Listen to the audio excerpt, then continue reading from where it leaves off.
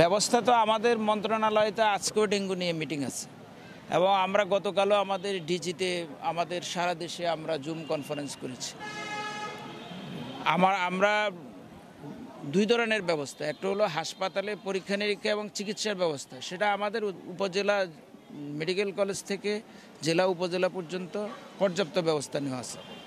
আর আরেকটা হলো মশা নিয়ন্ত্রণ, সেটাও সরকার করছে এবং সেটা নিয়ে আজকেও আমাদের মন্ত্রণালয়ে মিটিং আছে। এই হাসপাতালটি 500 শয্যায় উন্নীত হচ্ছে, এটার 500 শয্যার অবকাঠামোর সর্বশেষ অবস্থা এবং যুগের সাথে তাল মিলিয়ে এখানে আমাদের আধুনিক যেসব ব্যবস্থা, সিটি স্ক্যান, এমআরআই, আমাদের জিন এক্সপার্ট মেশিন, এসব সুযোগ সুবিধা, ডায়ালাইসিস কীভাবে বাড়ানো যায় সে ব্যাপারে আমরা নির্দেশনা দিয়েছি।